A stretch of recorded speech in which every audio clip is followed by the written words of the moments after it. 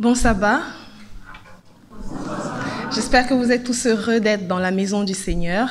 J'aimerais bien que tout le monde arbore son plus beau sourire. Nous allons entrer dans la présence du Seigneur, si fondamentale, si essentielle. La présence de Dieu est comme une lampe sur notre chemin qui nous éclaire. Et grâce à elle, nous avons ce sentiment d'être aimés et de compter pour quelqu'un l'être suprême. Alors je vous invite à vous lever et à chanter en l'honneur de l'Éternel. Les paroles contenues dans le Donnez-lui gloire au 475.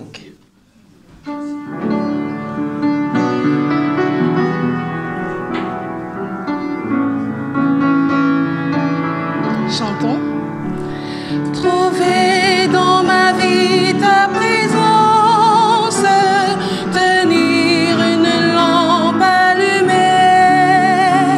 choisir avec toi la confiance, aimer et se savoir aimer, croiser ton regard dans le doute, brûler à l'écho de ta voix, rester pour le pain de la route, savoir reconnaître ton pas, trouver dans ma vie ta présence, tenir une lampe allumée,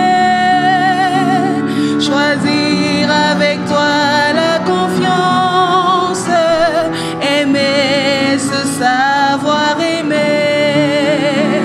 brûler quand le feu devient sombre, partir vers celui qui attend, choisir de donner sans reprendre, fêter le retour d'un enfant, trouver dans ma vie ta présence, tenir une lampe allumée, choisir avec toi la confiance, aimer, se savoir aimer, ouvrir quand tu frappes à ma porte, briser les verrous de la peur, savoir tout ce que tu m'apportes, rester et devenir veilleur,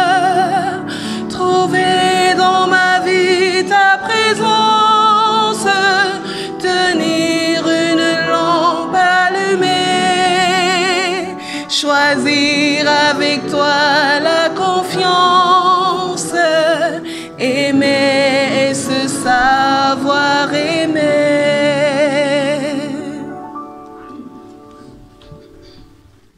Prions ensemble. Notre Père Céleste, merci de nous avoir fait venir ici pour t'adorer, pour te louer. Merci pour la protection qui a été sur nous toute la semaine, dans nos activités, là où nous étions. Nous demandons, Seigneur, que notre réunion ici soit bénie par toi et que le moment que nous allons passer ici soit bénéfique, que la parole que tu as mise dans ta servante Alcimar nous soit bénéfique aussi et qu'elle nous aide à nous repentir et à laisser nos péchés. Nous voulons, Seigneur, prier pour ceux qui ne sont pas ici à cause de leur maladie ou à cause des difficultés de ce monde. Nous voulons, Seigneur, que tu puisses les aider et les visiter. Et aide-nous, Seigneur, à comprendre la mission que tu nous as donnée, comme nous l'avons entendu dans l'école du sabbat. Nous voulons que tu puisses nous aider et que le moment que nous allons passer ici tu sois avec nous, avec le Saint-Esprit, avec nous. Ce sont les grâces que je demande en nom de Jésus. Amen.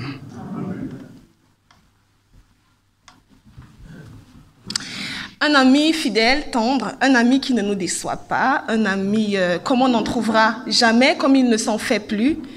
Le Seigneur est notre ami, disons-le haut et fort, car il mérite toute notre adoration. Donnez-lui gloire 56.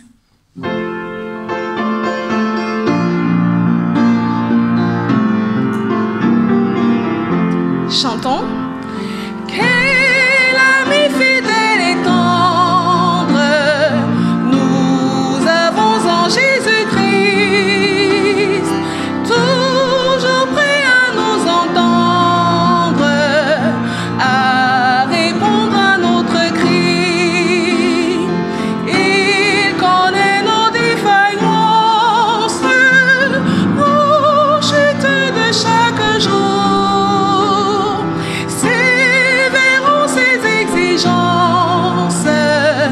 Il est riche en son amour.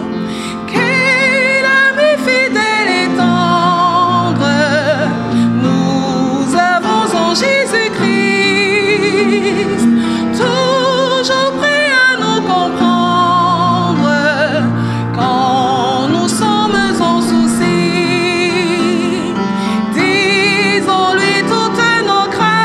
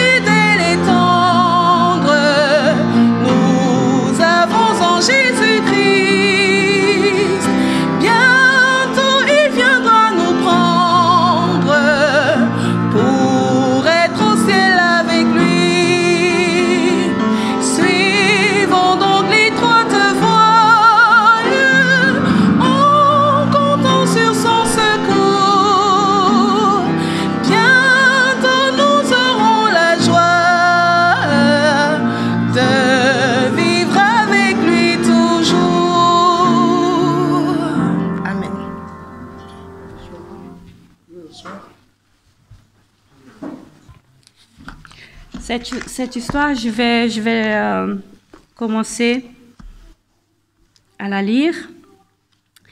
Mais d'abord, je vais vous demander, comment est-ce que vous faites pour écouter Dieu? Quels sont les conseils que vous donnez? Quels sont les conseils que vous recevez? Et la chose la plus étrange, c'est que la plupart du temps, nous voulons écouter Dieu, mais nous ne prenons pas le temps pour l'écouter. Nous sommes trop occupés avec les choses que nous devons faire, le travail, peut-être la famille et beaucoup d'autres activités, que ce soit à l'école ou autres. Et nous allons lire cette histoire dans 2 Samuel, au chapitre 13.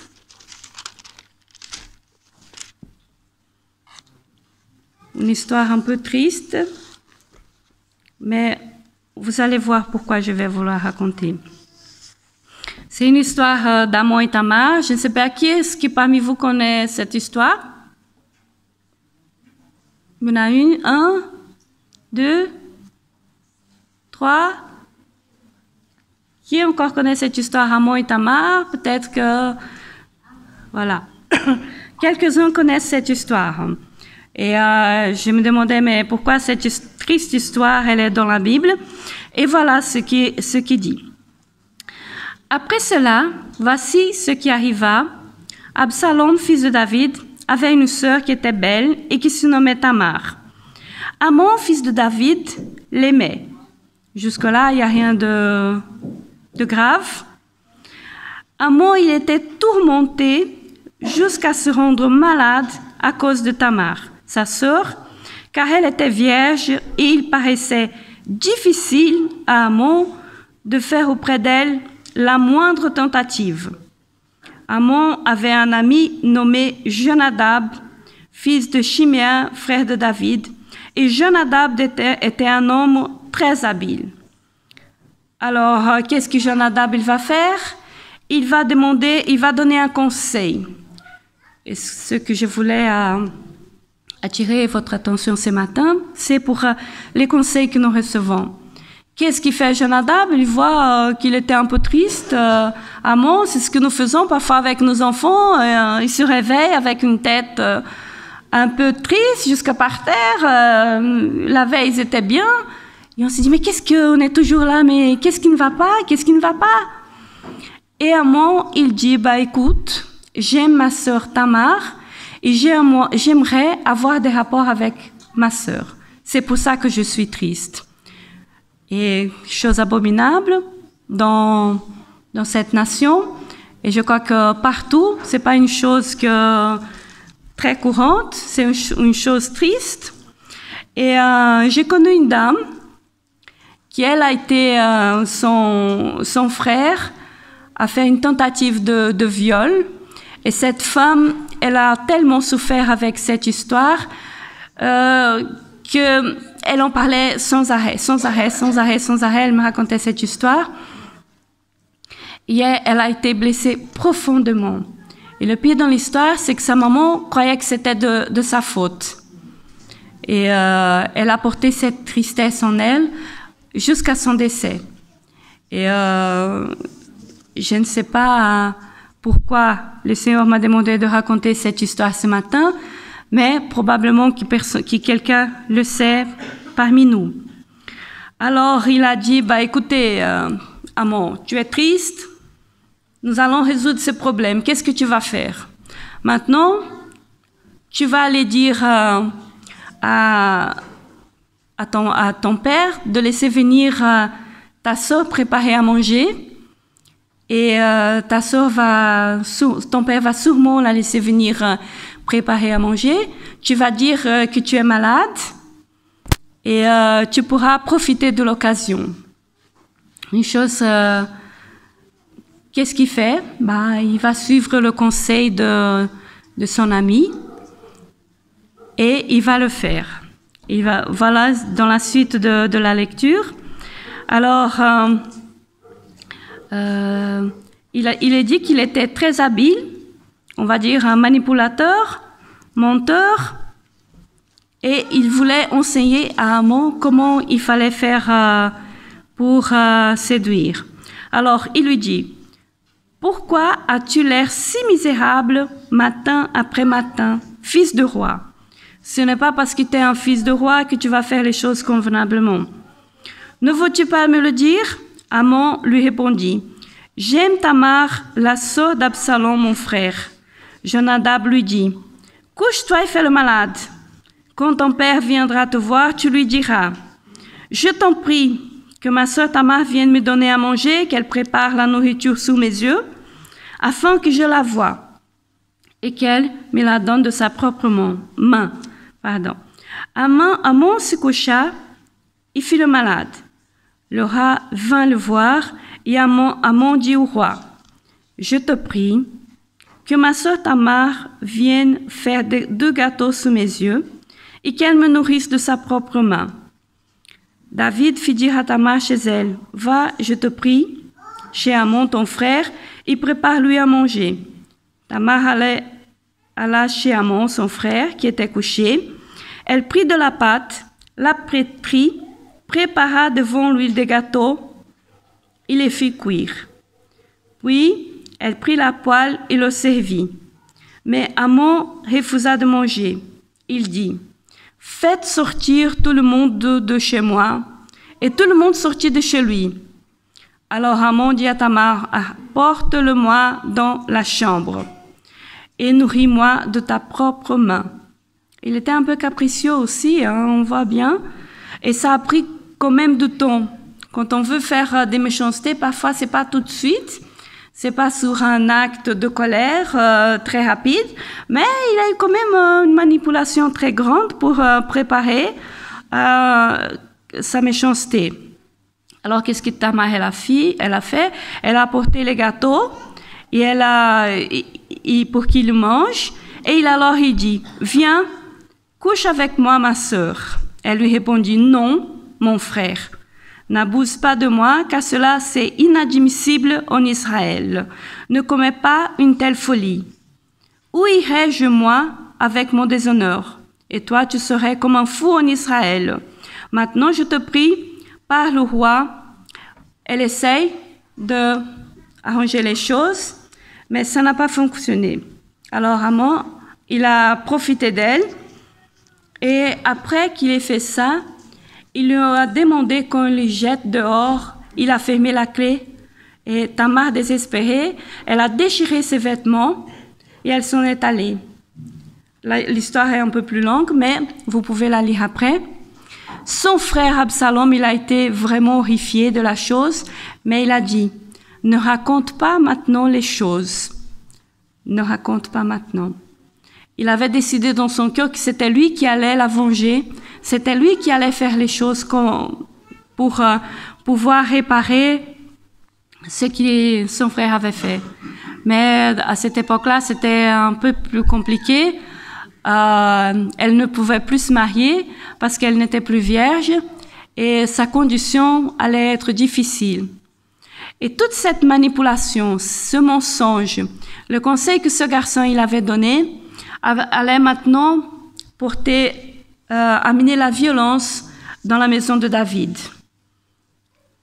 David, il a dû fuir de sa maison parce qu'Absalom voulait le royaume de son père et il avait auparavant tué Amon parce qu'il s'est vengé.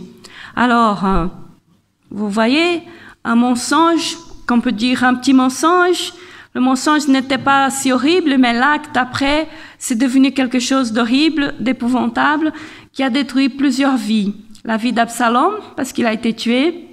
La vie d'Amon, parce que lui aussi, il a été, son frère a vengé.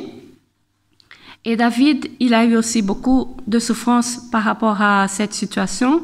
Il a dû fuir sa maison et être persécuté par son propre fils. Alors la haine d'Absalom, elle était un peu incontrôlable. Et pourquoi je vous raconte cette histoire? Je trouve que c'est une histoire un peu dure. J'aurais choisi un autre sujet si c'était de ma part. Mais nous devons faire attention avec les conseils qu'on donne et avec les conseils qu'on reçoit. Ah, écoutez, ton mari, il est difficile, trouve-toi un autre. Est-ce que ça ne va pas à l'école? Arrête les cours. Et on va trouver toutes sortes de conseils qui ne vont amener à rien. Et qu'est-ce qu'il est dit dans Proverbe quand il parle de les paroles dites à propos, qui ce sont dans un plateau d'argent, je dis un peu dans ma version en portugais, qui ce sont des pommes d'or servies dans un plateau d'argent. Et qu'est-ce que ça veut dire, des paroles dites à propos? Pour moi, en tout cas, c'est la pureté et de la valeur. Les pommes en or, ça a de la valeur. Et pour arriver à ça, il y a un travail pour enlever les impuretés. Cette parole a de la valeur. Alors, n'allez pas dire à quelqu'un, si ça ne va pas avec le mari, d'aller se séparer. Le contraire aussi, hein. Ça ne va pas avec votre femme, trouve une autre, il y en a tellement. Mais c'est pas ça. Les études sont difficiles. Trouvez de l'aide, cherchez quelqu'un. Ne restez pas les bras croisés. Faites comme un Amon. Le conseil, il était là. Qu'est-ce qu'il a fait? Il a pris ses soldats, il est parti pour aller trouver la guérison. Il y a un autre conseil qui quelqu'un a donné aussi, que c'était pas un très bon conseil non plus. Normalement, c'était Nelson qui devait lire, mais tu veux bien le lire, Nelson, les 2 versets que je t'ai donnés? Alors, c'est dans Jacques, chapitre 1, versets 5 et 6. Si quelqu'un d'entre vous manque de sagesse, qu'il la demande à Dieu, qui donne à tous libéralement et sans faire de reproche, et lui sera donnée. Mais qu'il la demande avec foi, sans douter, car celui qui doute est semblable au flot de la mer que le vent agite et soulève.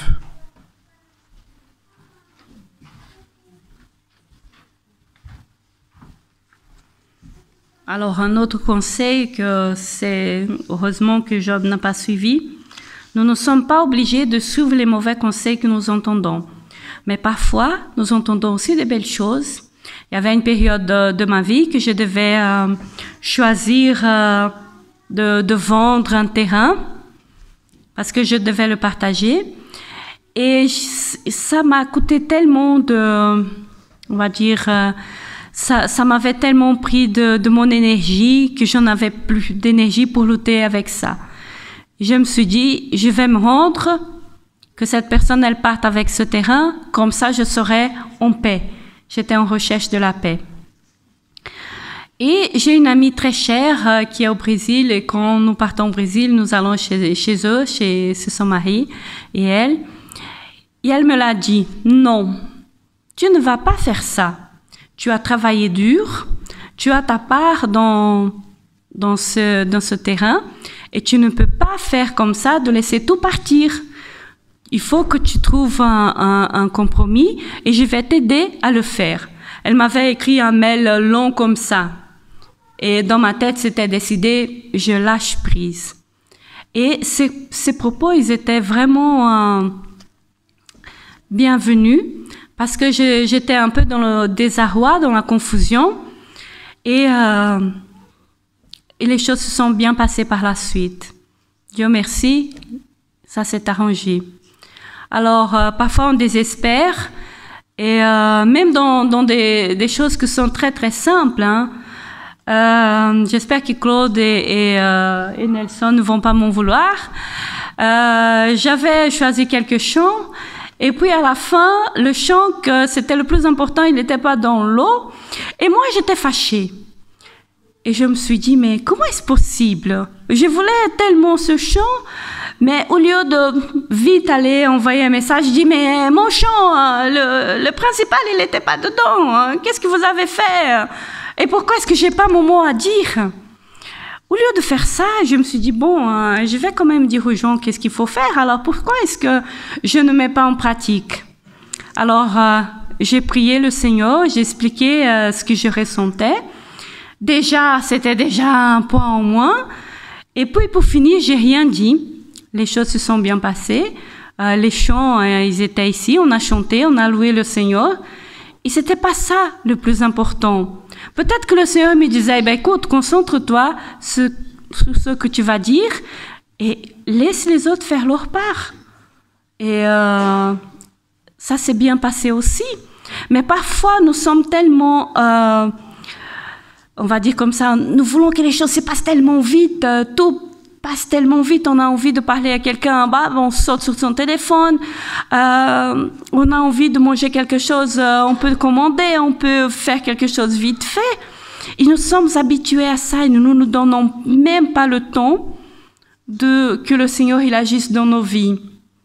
Et c'est vraiment des choses que nous pouvons prendre le temps. Et c'est vrai que Tamar, elle a subi quelques violences et on peut se dire, mais tout est perdu, il n'y a aucune chance. Mais pour nous qui sommes chrétiens, nous avons la chance tous les jours, nous avons la bénédiction de Dieu tous les jours pour venir nous aider. Et Jésus, il a ressuscité des morts. Il peut restaurer nos vies, il peut nous donner une vie meilleure, même après de graves blessures comme a subi cette jeune femme. il peut nous aider, il peut nous guérir. Et il nous a déjà sauvés si nous avons accepté Jésus-Christ comme notre Seigneur et notre Sauveur. Et alors, je vous pose encore la question, quel conseil est-ce que vous donnez et quel conseil est-ce que vous recevez? À l'école, nous avons, avec les jeunes, vous avez beaucoup de personnes, beaucoup d'influences, des jeux bizarres que vous avez aussi à l'école, parfois dangereux. Vous n'êtes pas obligé de les accepter. Nous avons aussi des autres dangers. On parlait dans l'école du sabbat que parfois c'est notre langue qui parle trop, qui critique trop et que ça peut blesser aussi. Et parfois des blessures qui sont difficiles à guérir. Si on vous dit que vous êtes joli aujourd'hui, que vous avez des beaux habits, vous allez être content et vous allez oublier. Mais si on vous dit que vous êtes moche, que vous pourriez faire un effort avec les habits, que vous pouvez améliorer certaines choses, alors là, on va être blessé. Plus jamais, on va oublier ces paroles-là. Alors, demandez au Seigneur, je m'inclus aussi dans l'histoire, que nous devons demander au Seigneur qu'il nous fasse grâce. Et pour finir, je vais vous lire le verset de Jacques 1, verset 5, que nous ne sommes pas seuls, que nous pouvons demander au Seigneur la guérison complète des blessures, quelles qu'elles soient. Je ne sais pas si vous avez déjà entendu parler du docteur Mukwege. Je ne sais pas si je prononce bien Mukwege.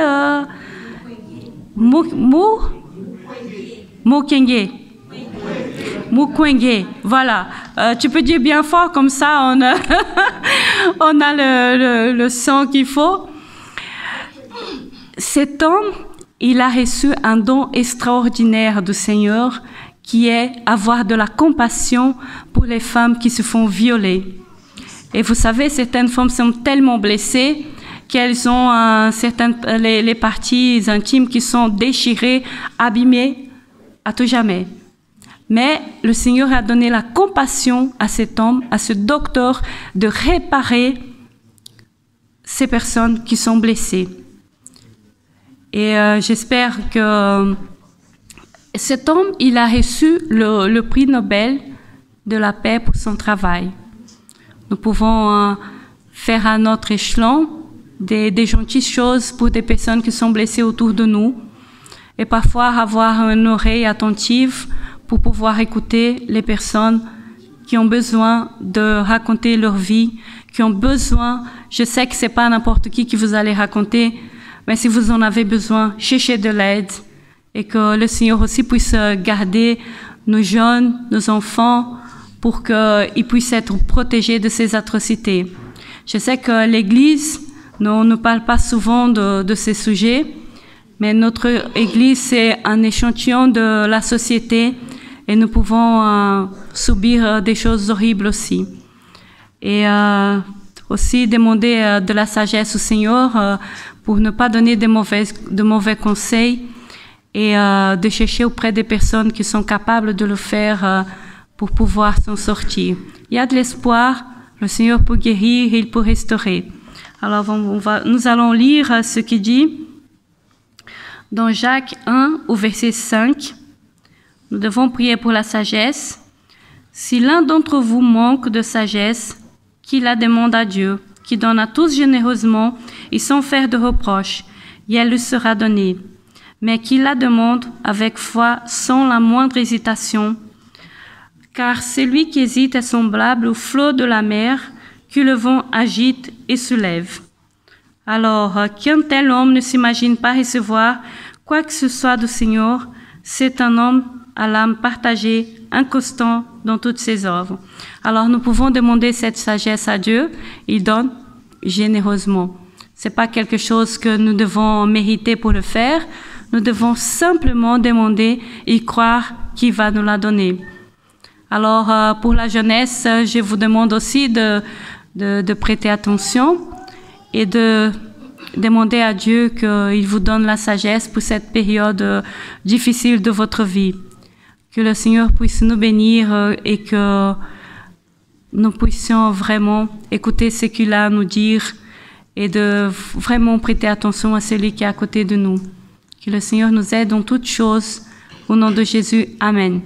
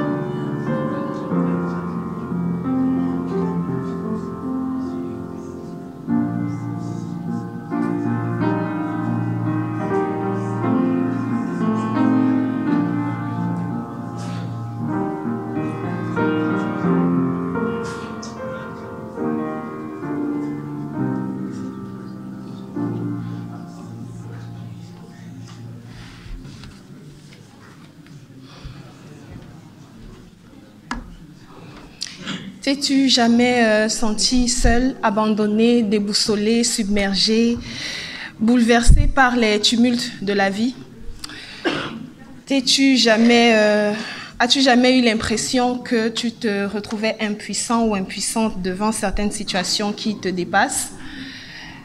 Le Seigneur nous dit que c'est dans le calme et la confiance que sera votre force, dans Ésaïe 30, le verset 15. Sur ce, je vous invite à exécuter les paroles du cantique 449 dans le Donnez-lui gloire, qui nous rappelle que la base, c'est de faire confiance en l'Éternel et tout ira bien.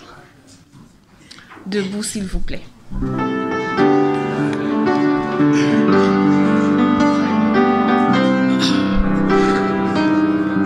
Chantons. En toi,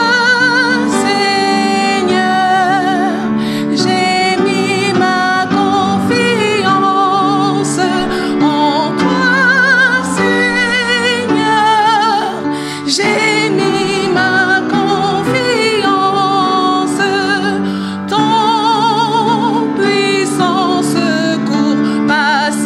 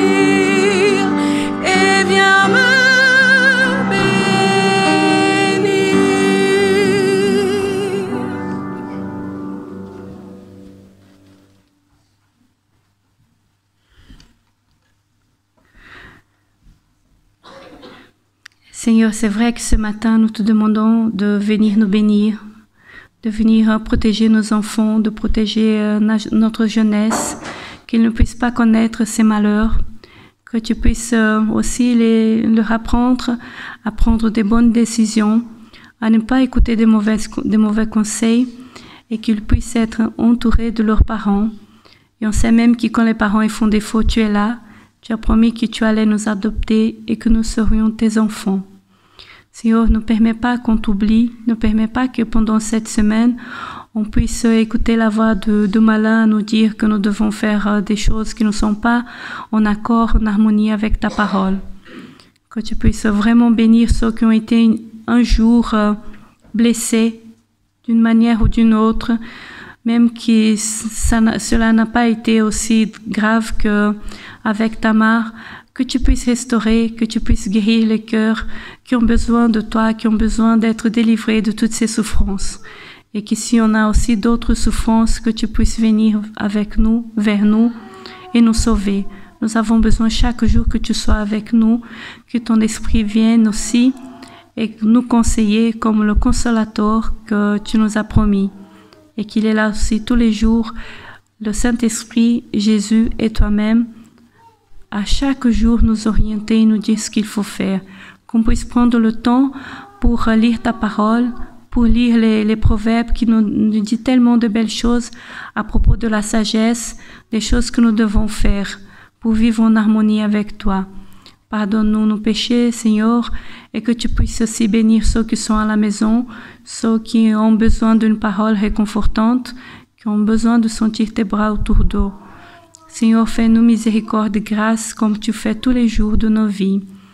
Bénis nos familles, bénis ceux qui te cherchent, bénis ceux qui doivent venir à toi, qui doivent prendre une décision pour le baptême ou pour avoir une meilleure vie avec toi, une vie de prière, une vie d'amour pour les autres. Nous te demandons, Seigneur, que tu sois avec nous cette journée, que tu puisses nous diriger, que tu puisses montrer la voie que nous devons suivre, qu'on puisse avoir des grandes oreilles ouvertes pour t'écouter. Merci pour ton amour, pour ton pardon. Que tu sois avec chaque personne ici présente, Seigneur, et une personne qui a peut-être un dilemme, qui a quelque chose qu'il doit résoudre et ne sait pas comment il faut faire, qu'elle puisse prendre le temps pour te prier et t'écouter, parce que toi, tu as la solution. Merci pour tout ça, Seigneur, pour ces paroles, au nom de Jésus. Amen.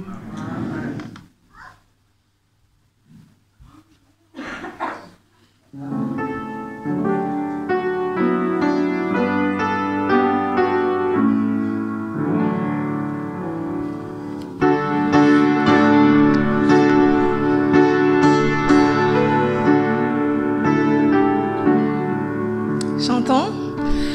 Que la grâce de notre Seigneur Jésus-Christ et l'amour de Dieu le Père et la communion du Saint-Esprit soient avec nous tous.